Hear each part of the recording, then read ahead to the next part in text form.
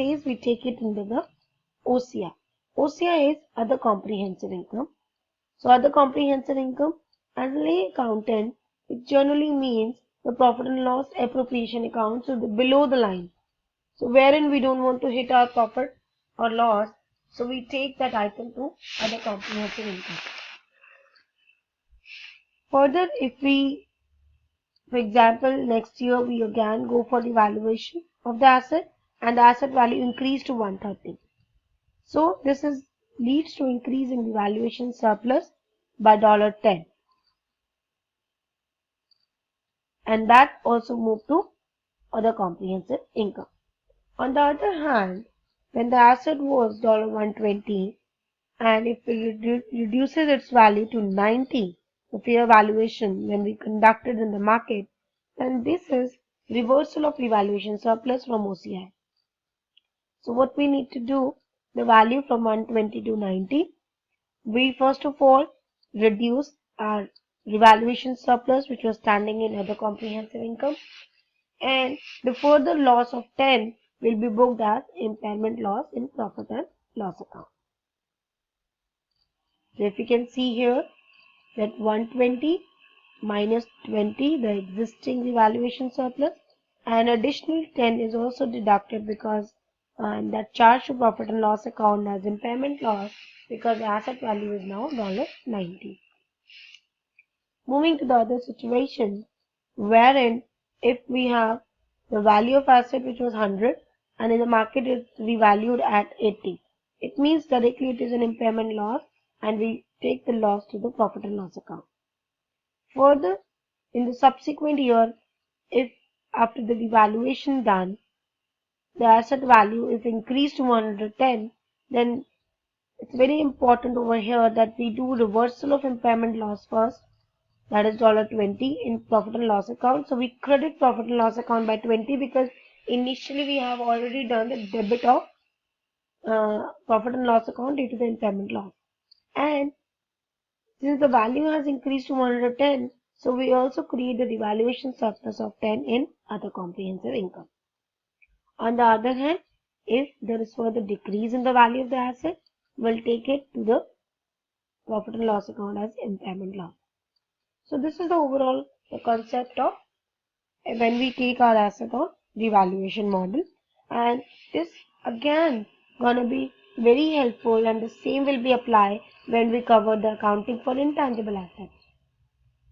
Because in case of intangible asset also, the choice is available for an entity as an accounting policy for the subsequent measurement, either to keep the intangible asset as cost model or to keep the intangible asset as revaluation model. So we'll again cover this concept when we'll do the intangible asset, but it's very important to understand at that stage that under the revaluation model, in one hand it may lead to revaluation surplus, on the other hand if the value decreases it may lead to impairment loss, and for impairment we have a different international accounting standard which is IAS 36. So we are done with property, plant and equipment and moving to the depreciation accounting. Depreciation accounting is governed by International Accounting Standard 16. So what is depreciation? We all know, guys, that depreciation is the systematic allocation of the depreciable amount or the value of the asset over its useful life. So we can do the depreciation by various methods, and this depreciation method could be the straight line method wherein a constant charge over the useful life is done. It could be the diminishing balance, which is sometimes we call it as return on value method, wherein a decreasing is charged over the useful life of the asset, and unit of production. So wherein in unit of production we charge depreciation which is based on the expected use or output from the asset. So in case of machinery, we generally use the unit of production method as a depreciation method. Certain key points related to depreciation accounting is that each part of the item of property, plant and equipment with a cost that is significant in relation to the total cost of the item shall be depreciated separately. So as I already given an example of an aircraft, where there were different components. So those components may have different useful life. And because of the different life, then we apply the component depreciation.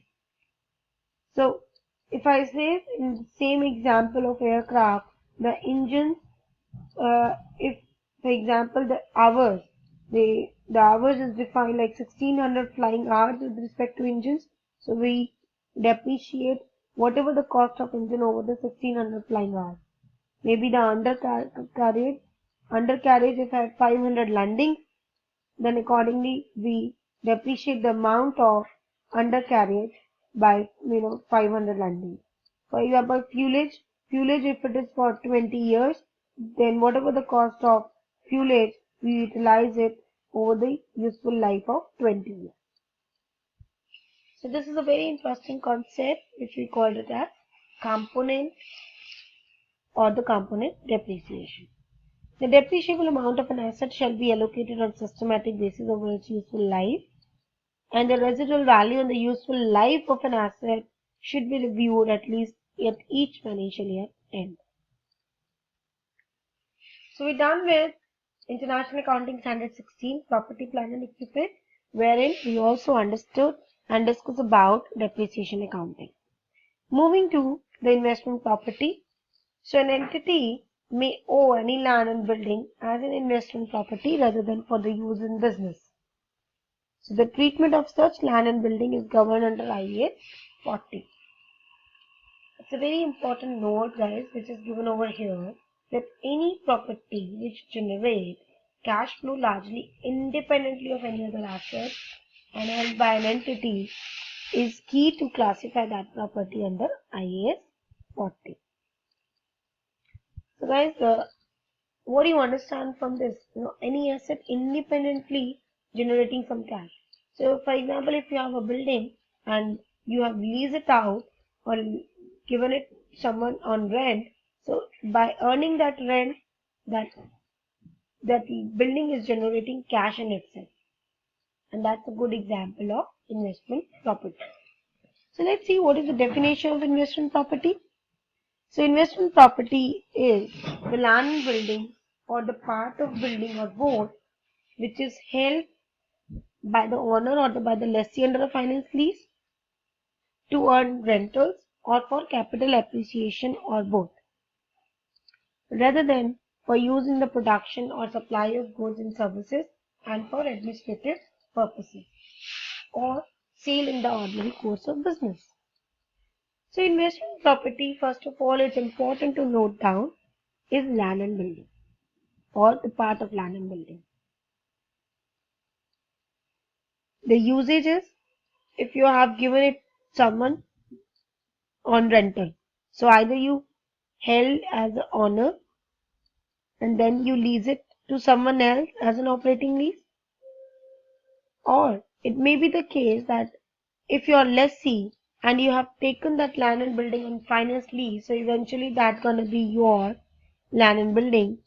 So in that case, that is covered under investment property. If you have given it for rental to others, you are earning rent on it, and maybe you are just keeping that asset with you, wherein your intention is to gain profit on it when there is a capital appreciation in the market. So this is the very much nature of investment property as defined under the definition. Rather than use in production, supply of goods, services and administrative purposes, which was the definition of property, plant and equipment, and for the sale in ordinary course of business, what is generally an asset which is used in the sale of ordinary course of business is inventory. So it says that if you have an asset which is for the production, supply of goods and services, administrative purposes, that is covered under IAS 16, and that is also called as owner occupied property. And if you have sale in the ordinary course of business any asset, that is covered under IAS 2 inventory. Other than these two assets, or other than this, we have a standard IAS 40 investment property, which is covering land and building, utilizing for the purpose of to earn rentals and for capital appreciation or both. So as against investment property, there is definition of owner occupied property because it is covered under IAS 16. So IAS 40 has given a definition of owner occupied property wherein it says that if you have property which is held by the owner or by the lessee under a finance lease but used in the production, supply of goods and services and for administrative purpose. The other accounting like recognition, measurement is almost same for investment property, which is as for property, plant and equipment. But before we understand and move further for the investment property understanding, let's see certain examples of investment property. So if you have held land held for the long-term capital appreciation, if you are having land which is currently for undetermined future use, you don't know for which purpose you want to use it. Maybe you just want it for capital appreciation. Maybe you rent it to others. Then it is investment property. Even if you later on use it for production and the supply of goods and services, or maybe as your administrative office. But if you are undetermined right now, then that will be covered under IAS 40.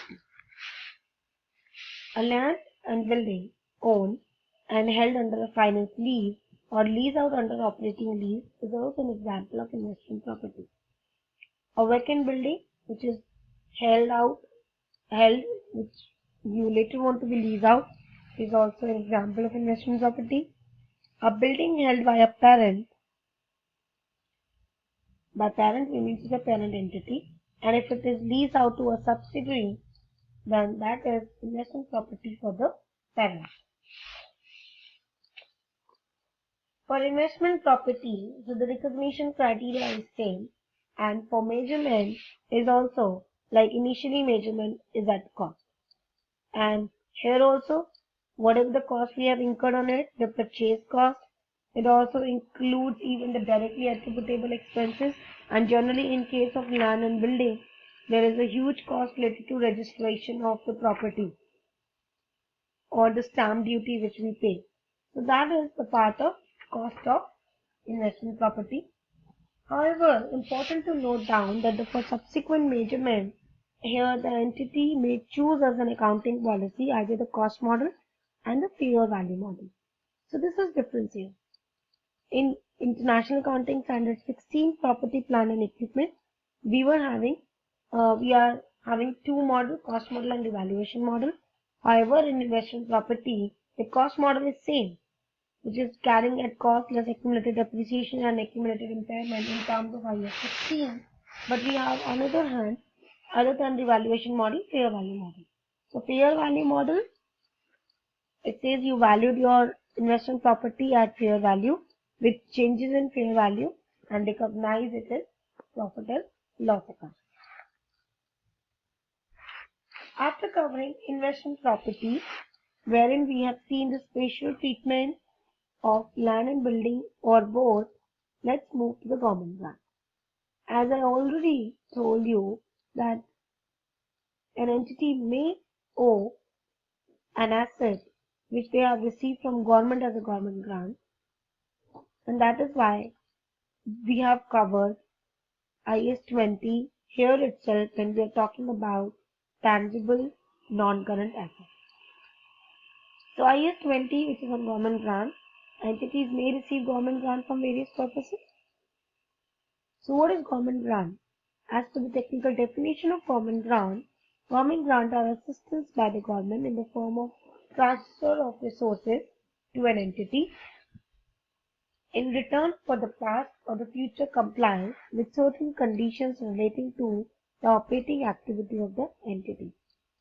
So it's important to note down here, guys, that whenever an entity receives any asset or maybe grant as an income from government, it comes along with certain conditions they need to fulfill.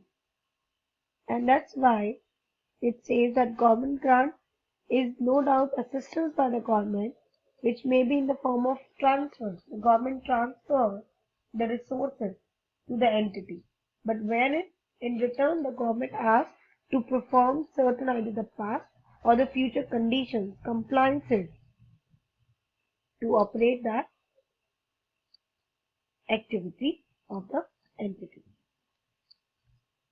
There is another definition of government assistance which has been given under government grant. It says government assistance is action by the government designed to provide an economic benefit specific to an entity or range of entity qualifying under certain criteria. So it's easy to understand what is government grant and government assistance, but very important to note down that it doesn't mean that when government do some general, infrastructure improvement, and if that is leading some benefit to your entity, no, that is not government grant. Because the infrastructure improvement or any such work which government is doing generally is not a grant to a specific entity or an industry. And that is why that will not cover under a range of government grant. Also, the government, if they have given grant as a tax break, that is also not covered under government grant. And even if government has provided some benefit in general to the public at large, that is also not covered under government grant.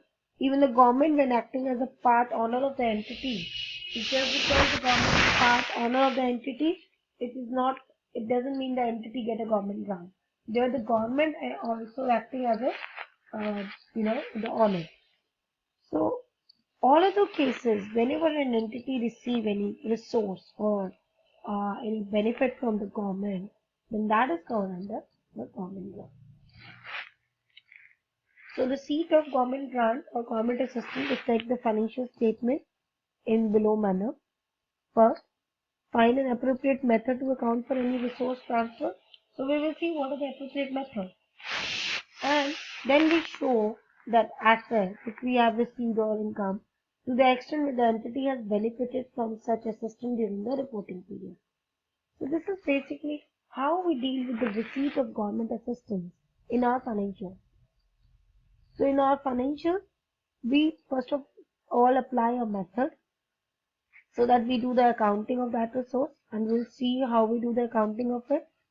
And secondly, it's important that to what extent you should do that accounting, to what extent you show that benefit in your book, it really depends upon the extent to which you have received the benefit from that assistance during the reporting period.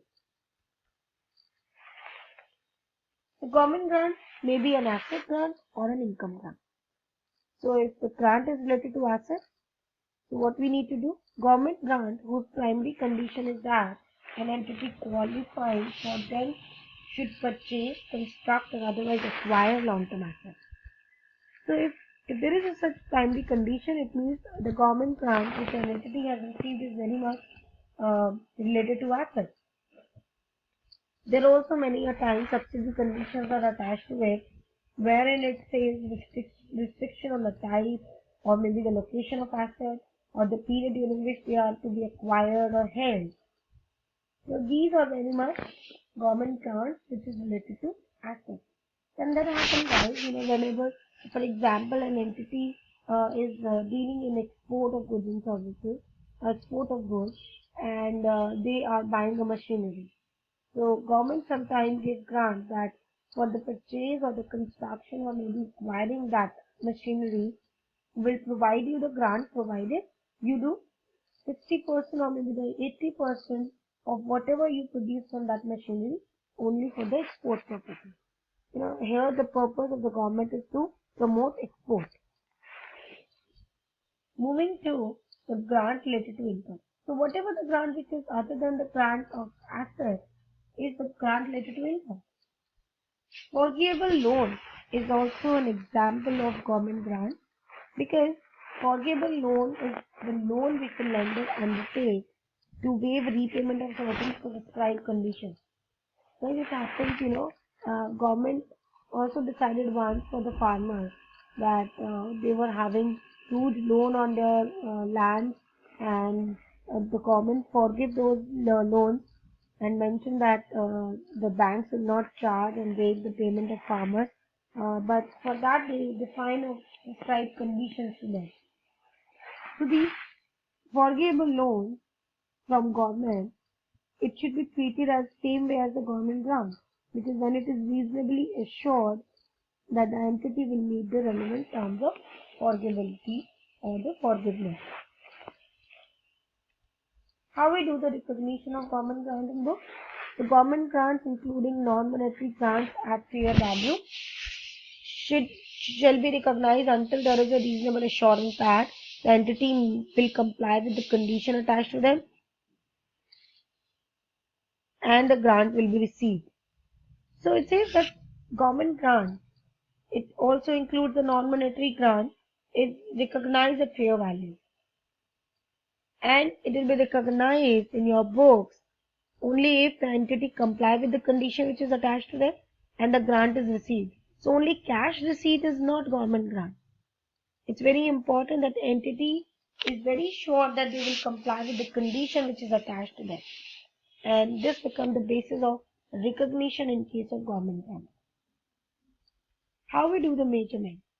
The government grant shall be recognized in the profit and loss account on a systematic basis over the period in which entity recognizes as expense the related cost for which the grant are intended to be compensated. So guys, this is a very important statement because grant should not be credited to equity. It's very important. It should not be. It is always recognized and credited to your profit and loss account on systematic basis. And the standard has defined what is that systematic basis.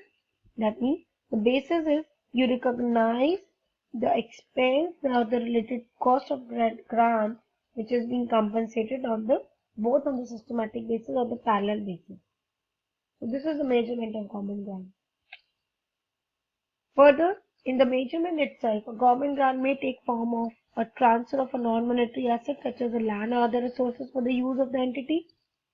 So in these circumstances, it is usually to assess the fair value of that non-monetary asset. So it want to say that you measure at fair value and to account for both grant and the asset at fair value. Alternatively, it says that sometimes follow to be record both asset and grant at nominal value, and this nominal value could be 1 or maybe 10 or 100. It really depends from the entity, the size or the numbers or the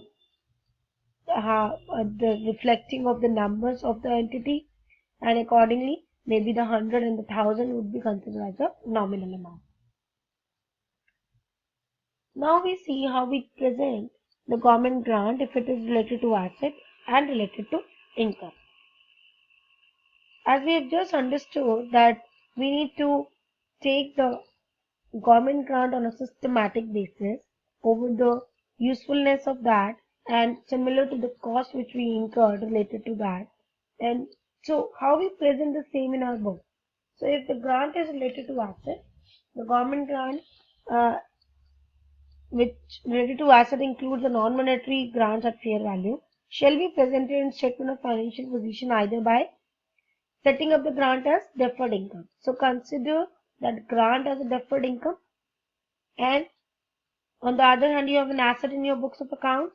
So as you chart depreciation on the asset, similarly on the basis of the same you take your deferred income to your profit and loss account. On the other hand, the second option is that by deducting the grant in arriving at the carrying value of the asset. So the other way or the alternative is you reduce the value of the asset and then accordingly just charge the depreciation on the balance amount. So these are the two ways you can present and do the accounting of government grant related to asset in your books. Similarly, for the grant related to income, there are two alternatives. So grant related to income, one, they are presented as part of profit and loss, either separately or under a general heading such as other income. But alternatively, you can deduct it from the related expense. So this is how the accounting of government grant is done. If it is related to asset, we either choose to consider as deferred income first and charge it, or alternatively we can deduct the value of asset itself. In case of income, similarly there are two alternatives. Either you take it your profit and loss account and credit the same, consider under the other income, or alternatively you deduct it from the related expense. So this is all about the world of the tangible non-current assets, wherein we covered under IAS 16 property, plant and equipment. We also talked about depreciation accounting. We have seen the IAS 23 wherein we talked about that borrowing cost or interest cost which form part of cost of assets. Then we also covered another standard IAS 40 investment property wherein the treatment for land and building which is generating cash in itself has been defined. And we have also discussed and understood IAS 20 government grant wherein we mentioned that grant could be of two nature, as an asset, as an income. So guys, after understanding and having the conceptual knowledge of all these four standards, I would recommend all of you to practice the practical question as much as possible.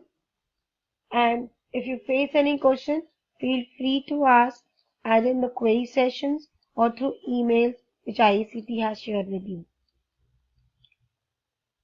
So all the best from my side.